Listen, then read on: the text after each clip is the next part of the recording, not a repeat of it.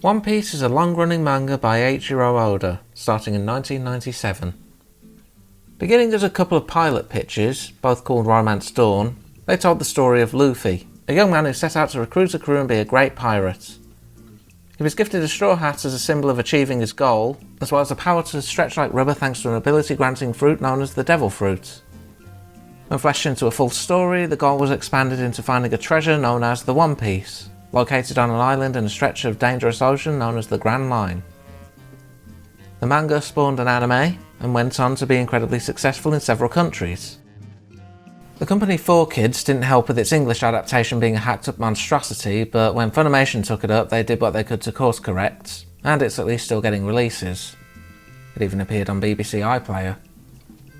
Other forms of media include video games, ice shows, themed restaurants, and novelised side stories and guest manga.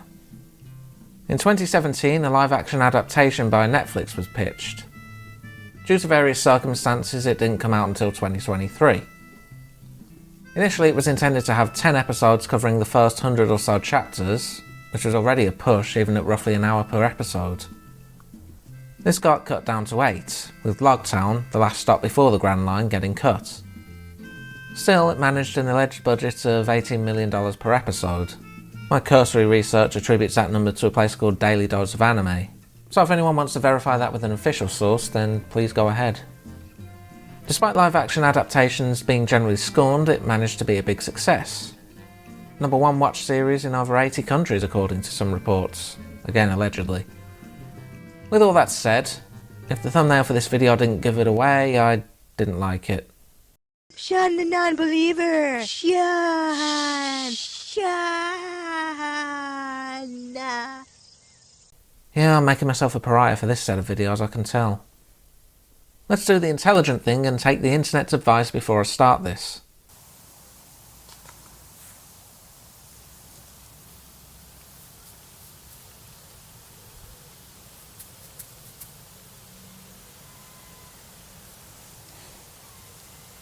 Well, I don't know what that was supposed to achieve. I just want to wash my hand now. From a brief look around, this adaptation seems to have stemmed from people who got their start with J.J. Abrams adjacent people. First is Steve Maeda, who has credits on things like Lost, but more importantly is the one who acts as the brainchild, the face, if you will. One Matthew Owens, super fan. They actually call him that in interviews, so that's not me being snarky. Well, that is me being snarky, but they do call him that in interviews. His credits seem to consist mostly of MCU TV and streaming series, so you know we're off to a good start. When this was first announced, it was in the same rough time frame of such masterpieces as Ghost in the Shell and Death Note. Tomorrow Studios were hired to film it, the same studio as the Cowboy Bebop live action, even if it wasn't directly the same people. Understandably, the reaction from most of the fanbase was pretty obvious. Were your parents related, like before they were married? Even in the face of being under the same banner as Cowboy Bebop, which had its disastrous 2021 release and cancellation, faith in One Piece actually started to grow over time. I think part of it is Matthew went around to podcasts and streams and played up how much of a fan he was, and acted like he was their friend, and putting the likes of Mother C and Golden Odin over his stories to how much of a fan he was. Never underestimate an editor's ability to manipulate people's feelings. I guess it brought people around given, as I mentioned, reception ended up being positive for the most part when it was batch released as the full season at the end of August 2023. Kind of strange really, doing that seems like Netflix didn't have much faith in it. On top of that, this one of all things actually made it to season 2, and even season 3 somehow. A bunch of YouTube reactors were boosted from watching it, and honestly good for them managing to cash in on the popularity. As for my thoughts on the reception for this version, it tends to boil down to one question. Were your parents related, like before they were married? Well, alright, that's not fair. I don't really begrudge anyone for liking it, I just don't really understand why beyond a bunch of buzzwords and phrases that everyone seems to repeat. I didn't care for it then, and coming back to analyse it, well, let's just say under a microscope I found it even worse. Basically, if you're still with me, you know what you're in for by now. With that in mind, here's some reasons you might just want to move on. First reason, you've ever uttered the phrases, it's an adaptation or Oda approved. For the first, yeah, I know it is. I'm not unaware that sometimes you need to compensate for limitations when translating to another medium. Of course, One Piece being quite grandiose and cartoony, clearly taking inspiration from a lot of stuff like 1940s MGN and Warner Brothers toons, makes me wonder why pick that beyond the obvious of trying to cash in on its popularity. I mean, okay, it's worked for now, but still. I think changing and trimming things down is fine, but outright rewriting huge portions and cutting out characters less so, especially if you're not compensating for those characters and missing story chunks, which only gets worse towards the end of the season. Long story short, even if people say it's an adaptation, that's not really an argument. The argument is it a good adaptation? Do the changes make sense? Do they add to the story? If so, what do they add? If you want to twist that argument, well, Dragon Ball Evolution's an adaptation. So is Ghost in the Shell, and Cowboy Bebop, and Death Note, and Avatar The Last Airbender. Both of them. No, I don't think highly of those either. The point I'm trying to emphasise is you need more than just saying it's an adaptation to cement your argument. I also don't understand why people don't want something as one-to-one as possible. Why is that a bad thing? Why should I have a radically different story experience from a live-action only watcher? I'd figure the challenge would be how much can you keep in rather than how much you can rewrite.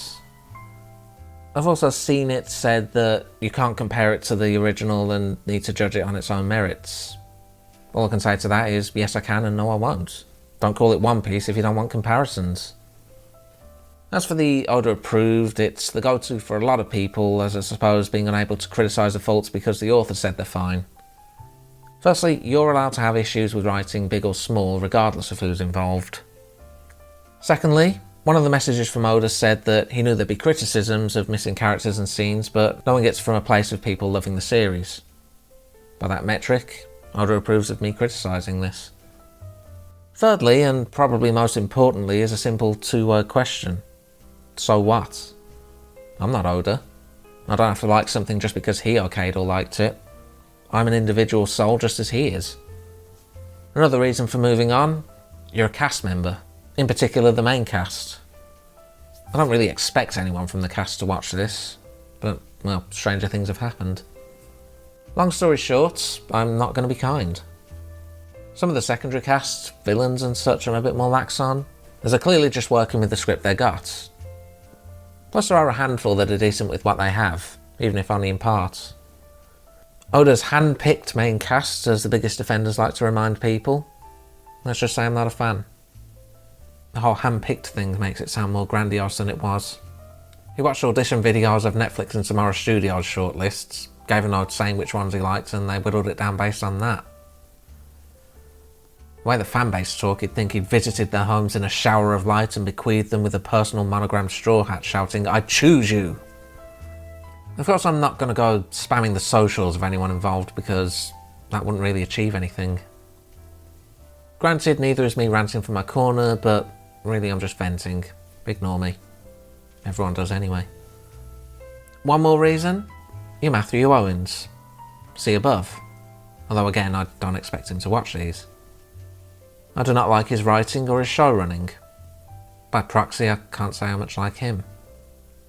Of course, I also saw a video by Nux he was part of, where he declared if someone didn't like it to flame him. Alright, on that metric, you're a talentless hack and I wouldn't trust you to write a McDonald's menu. Everything wrong with this adaptation, I'm attributing to you, even when you aren't directly writing it. Have fun with that. I'm supposed to give some props. No one in the cast or crew tried to insult people into watching it for once. At least not in season 1 anyway. You'd think after some 15 years of doing that, more people will get the message you invite your work to tank with an attitude like that. Hell, I'm happy to be proven wrong on a work even if a trailer doesn't give me a good vibe. Just let it speak for itself. Another thing people have praised is the music. It's alright, I guess. Not a patch on the anime soundtrack, but nice touch giving everyone a motif, I suppose. Costume seems to be another point of praise, and I'm not sure why. I mean, design-wise, maybe. I don't really care that they pulled them from concept art and colour spreads, and I'd rather they just wore the outfits they had in the original. The bigger problem I have is everything looks so fresh out the plastic, like it's never been worn. Cosplay, as I've seen people throw around.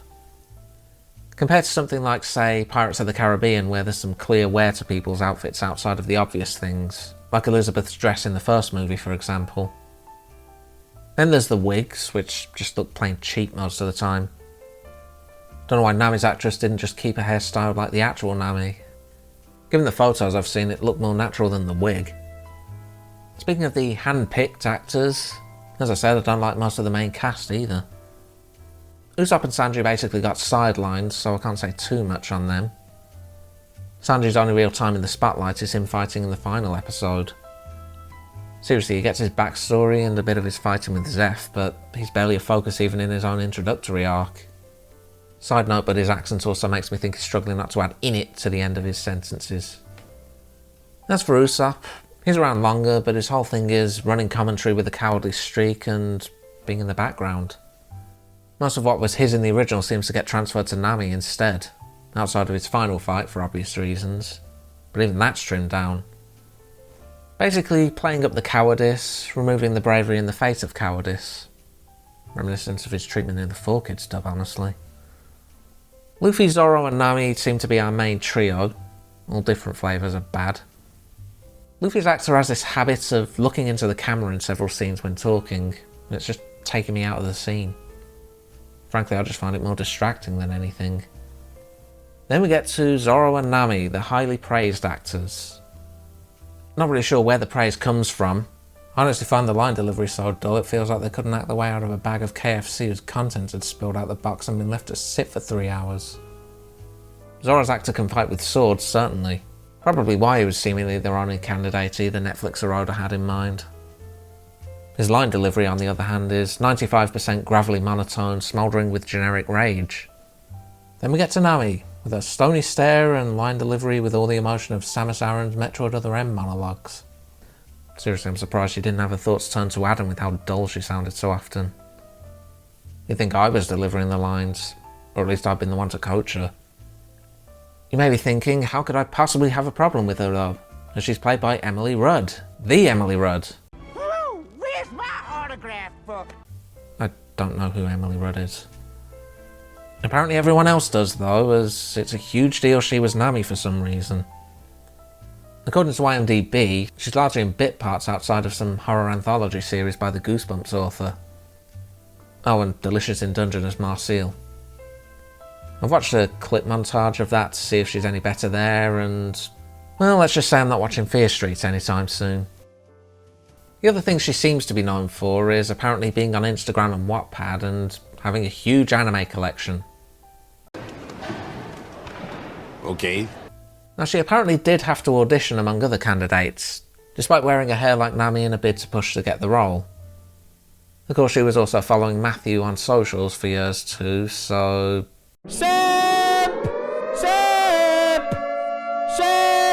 Well, one can only speculate on how she landed it. I do feel kind of bad for ragging on her so much, I just don't like her acting. This performance is apparently more grounded, and we can't have a hot-headed Nami as that wouldn't work in live action. You know, everybody loves Raymond airs daily in the UK, and I'm fairly sure Deborah's a hothead. Or Lois in Malcolm in the Middle. Yeah, I know sitcoms, but my point is that character does exist in American media. One thing that doesn't help is the cast are all nearly about a decade older than the characters they're supposed to be playing, give or take. I know there's this thing of casting much older actors in high school settings, but it doesn't always work. And this cast is largely in the late 20s and even early 30s. Yeah, okay, I'm older, but I'm not being asked to portray a teen character. Also, I'm a terrible actor and I know it. Another thing not helping is that One Piece hasn't actually finished as of this video, unlike round about every other adaptation America's tried. No one knows where it's going, what the One Piece is, or anything. Of course, given this adaptation's love of spoiling characters ahead of time as a way of proving they're totally fans, they'd probably spoil what it was before they even left Little Garden. I also don't really care for any of the cinematography. There's this constant use of close-ups done with wide-angle lenses, and I'm honestly not sure why. A lot of the shots also aren't well framed, and the depth of field so shallow it comes off like they don't have a lens with an adjustable aperture between them. Seriously, there are f-stops above too. Maybe they just wasted the camera budget on wide-angle lenses and nothing else. Then there's the colouring, where everything has the Breaking Bad piss filter and just looks washed out and grey with a dash of slightly faded yellow. One Piece is vibrant. Wouldn't think it with this adaptation. There is that breathtaking World of One Piece video that circulates around. Compare and contrast, I guess. If somewhere is dull, there's usually a reason for it. It doesn't really help that the lighting's not very good and they changed so many scenes to nighttime despite this. Low-key lighting still requires, a key light. Plus, Lord knows how they're going to recreate some of the more fantastical elements of One Piece's world. They're already struggling with Sea Kings and Fishmen, and even the effects for the Devil Fruit powers we've gotten so far have basically been hidden by darkness. I don't really care for the logo, or I guess logos. The super realistic skull rather than the cartoony design of the original. It honestly just comes off as 2003 style edgelord design straight out of Hot Topic, which is hardcore. As for why I'm so bothered by this, I've followed One Piece for some 20 years now. Caught up when the anime had finished Water 7 and the manga Thriller Bark. Yeah, I don't really talk about it, I talk largely about Lupin the Third, I know. I don't talk about a lot of stuff I'm a fan of. Did you know I'm a fan of Game Center CX and even on the DS game? Not until now, most likely, because I don't talk about it. I actually considered looking at the One Piece movies in the past, including the Ganzak OVA, but decided on other stuff. If anyone wants my thoughts on those, in a nutshell, I don't think they start getting good till the fourth one. Ultimately though, who am I? Well, I'm the guy who brought a modicum of awareness to Cinderella Boy, I guess. Also talks about Lupin the Third. Beyond that, nobody. Think about it.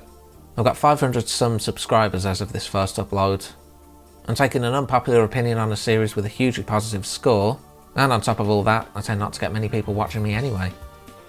I'm not going to make a dent with my nitpicky complaining, and I'm not going to change anyone's mind. So to all the fans of One Piece live action, don't worry.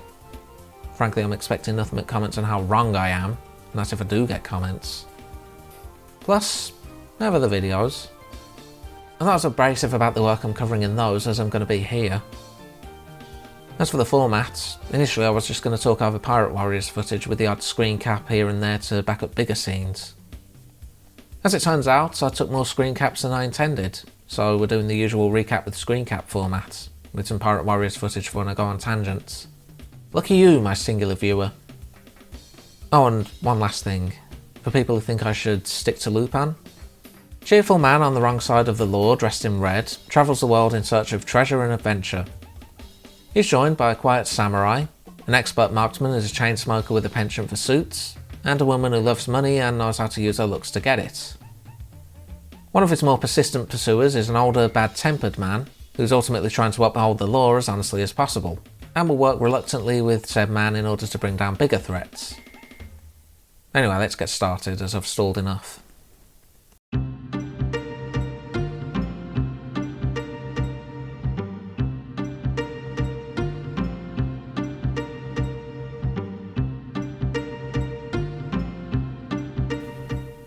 We begin with Ian McShane telling us this is a world of pirates. I guess he has a One Piece in his antique shop and that's why he's the narrator. He doesn't actually narrate any more than this one if you're just here for him. Either way, I hope he got a good paycheck for it. Also, we get to see how much of a nitpicky jerk I can be. 46 seconds, not even a minute. My problem, what is 22 years relative to? This isn't our world, at least not that we know, but Oda could possibly reveal that. Point is, we have no sense of this world or any time frame for a newcomer to know what 22 years ago is, and this is supposed to be drawing in newcomers. Anyway, it's the event that sets off the great age of piracy, the execution of the Pirate King Gold Roger. Preemptive shut up. His real name's a spoiler until after Drum, and this is how he's known by and large in universe. If you don't believe me, go check the first 10 seconds of the first anime opening. Or hey, seeing as I know the people correcting me have your copies of the officially translated manga, first 2 words of the first chapter. Also he does this bit about wanting his shackles to be removed because they itch, which actually is a line, in the anime, in a filler episode. One big thing I've seen defenders always shout is this series is adapting the manga, not the anime, and yet here's an anime line not even 2 minutes in. Anyway, among the crowd we see a young Mihawk, and this guy, and this woman.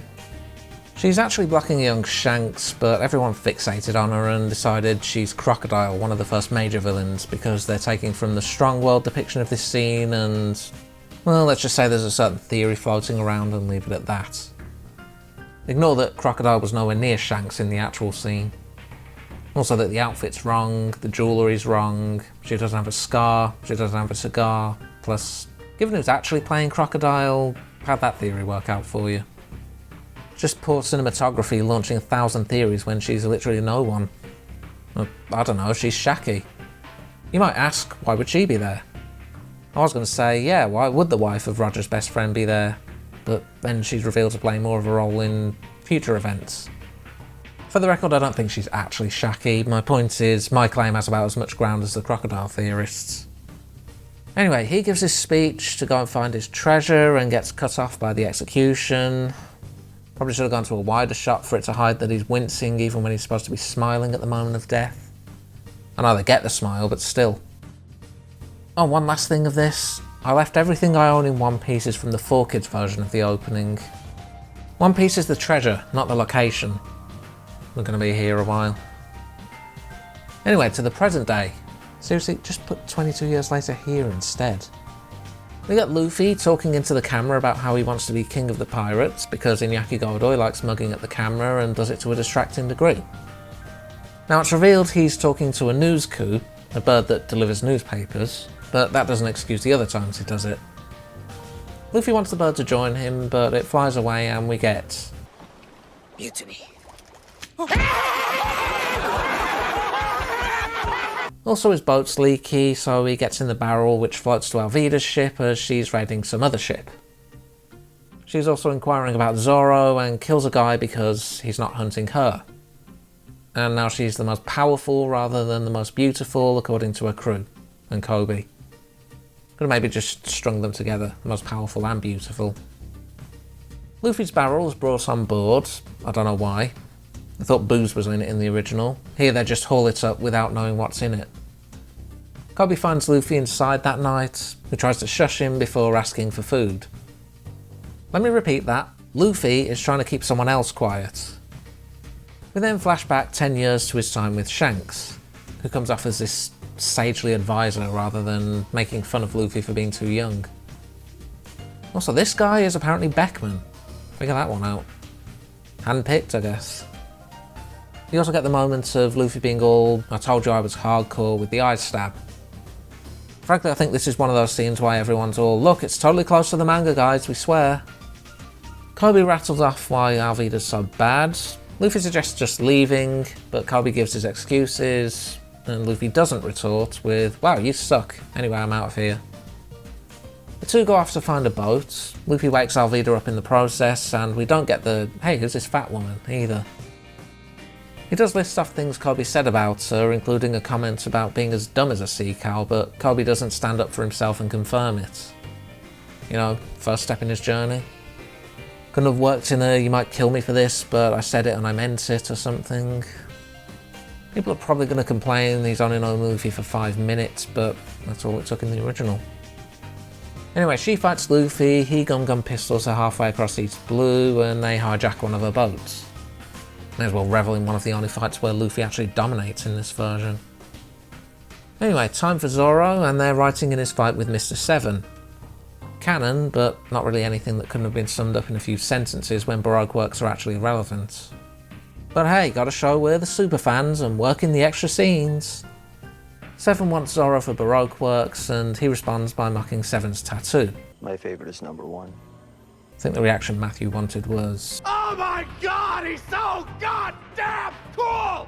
Frankly, all I can think is 2013 called and they want Dante back. Credit where it's due, this actually is a halfway decent looking fight scene, I suppose. If you can see it with the bad lighting anyway. Fatality. Back with the Shanks flashback. They're cutting the story up weird, and Bink Sake in the background isn't going to get me to not notice that. Anyway, Luffy is not ready to go out to sea. While moping, he finds the box with the gum fruit. The way this is shot, you can almost hear Maz Kanata saying, "The fruit chooses who eats it, and it chose you." Also gotta love how the box has a Marine logo on it, like it's saying, "Notice this." One would think they'd store it in something a bit more nondescript. Apparently Matthew was all, "We totally have to redesign the box prop to accommodate for what's happening in the manga," and somehow didn't factor in that it was Cypherpole that had it, not the Marines. Like I said, I'm nitpicky. Enter Higuma, who gets annoyed that Shanks drank everything. Now, Shanks gives him the bottle, but then when Higuma asks what they're supposed to do with one bottle, he retorts with a really snarky, "Generally you drink it." Not really making me side with Shanks, as he's not even attempting to defuse the situation any. Higuma smashes it on the counter away from Shanks, which makes his later line of, "All he did was spill a drink on me," to Luffy not make any sense. I know he actually says that in the manga because of what actually happens, but do something else to tie it in if you're keeping the line. Have Higuma pour it over him like Majima's Yakuza 0 introduction scene, maybe. Everyone else readies the weapons too, for some reason, even though the point was Higuma's not worth fighting. We then cut to Kobe talking about his dream of joining the Marines and shooting himself down, calling it dumb, until Luffy smacks him for doing that. Also, they need a Grand Line sea chart, so they head for the nearest town.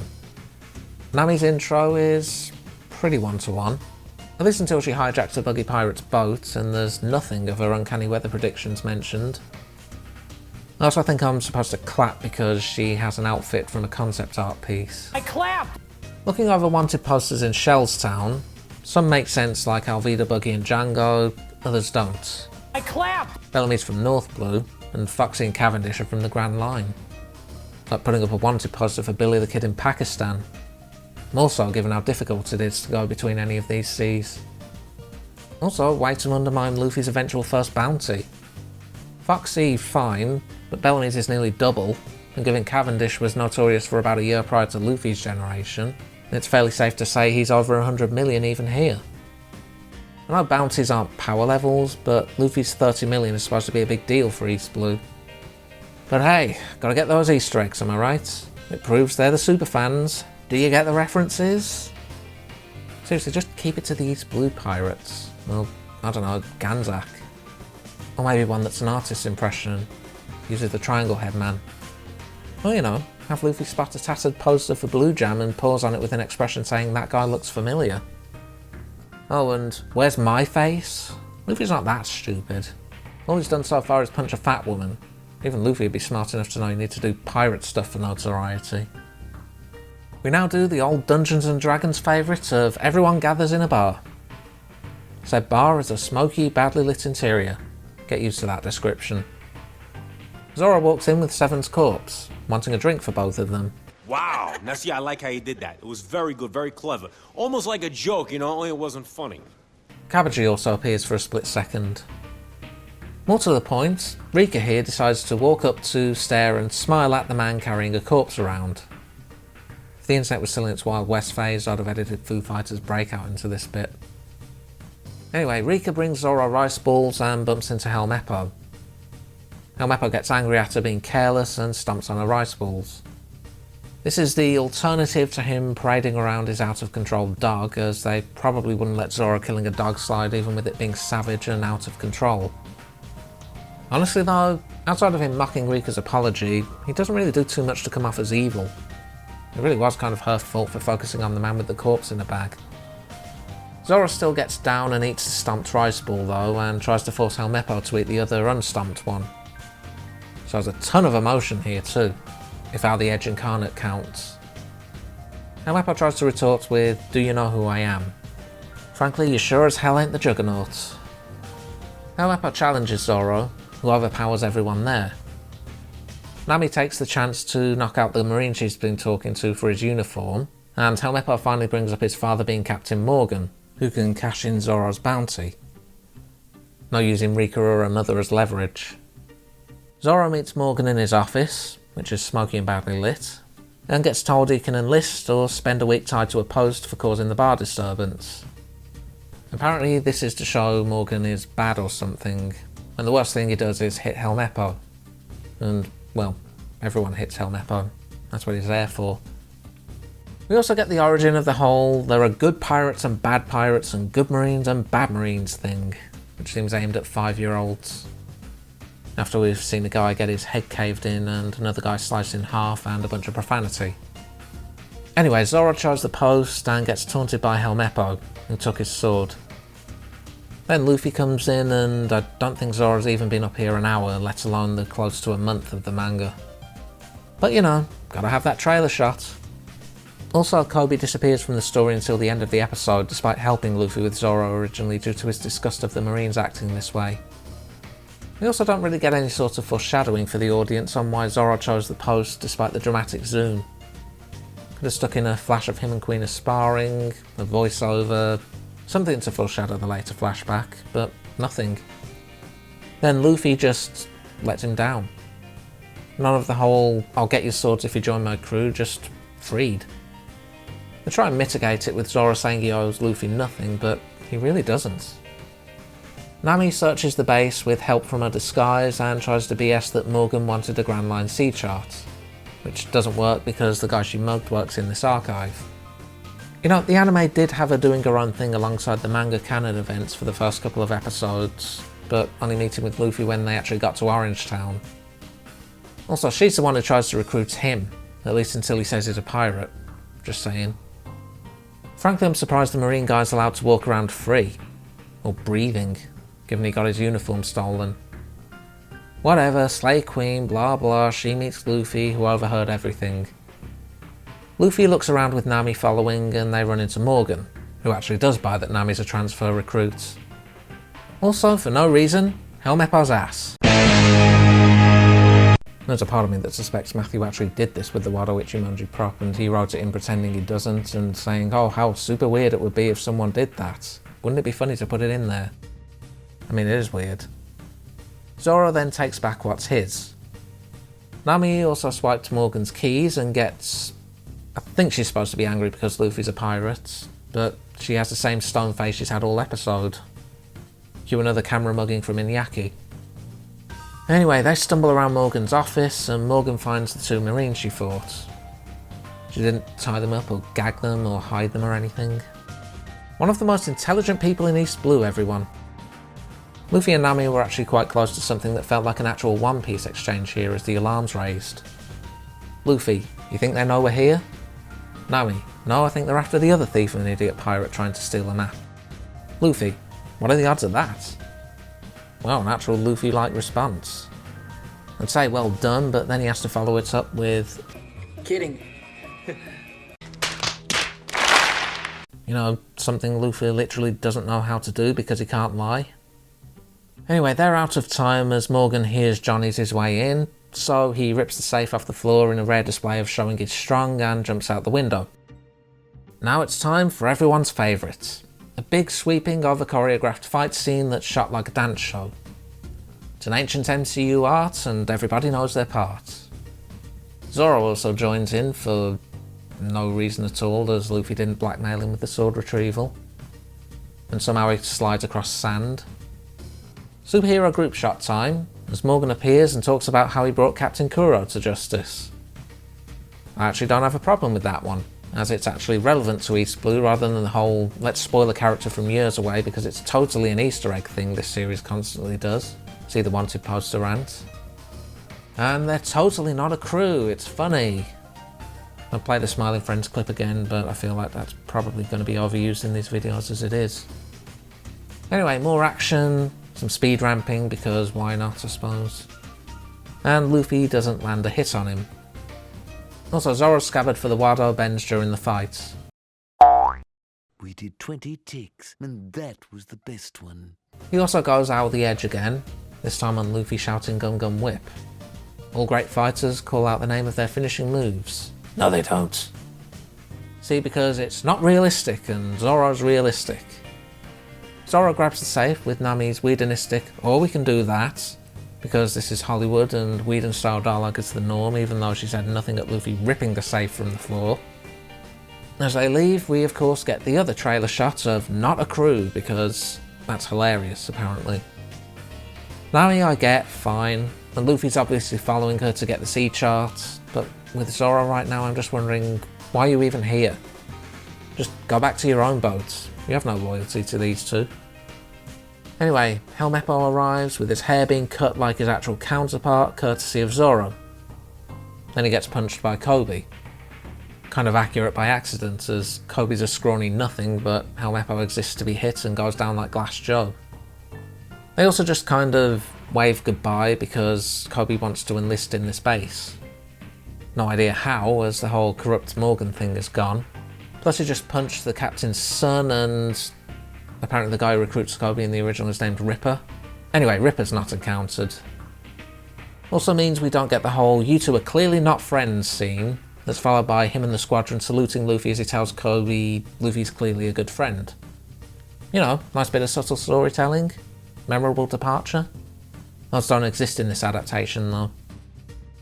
Anyway, Garp's told of what's happened there and changes targets despite apparently hunting Baroque works. Also, Kabaji reports to Buggy on what happened in the bar, and Buggy's framed like Joker because of course he is. Evil clown, gotta be Joker. 1 down, 7 to go. Sad part is this is likely going to be the best one too. You know, front load all the good stuff so you can get away with what you want to do later. Still wasn't really convinced at any kind of necessity of this series existing, as it doesn't add anything you couldn't get from the actual series. The changes made don't really add anything, and honestly kind of weaken it. See the whole Luffy-Zoro exchange, as he's now no longer got that oath. I haven't gotten too angry yet, but things have a tendency to snowball and I do know what's coming. I guess I'll see if I can speed up my talking about this from here on. Time will tell.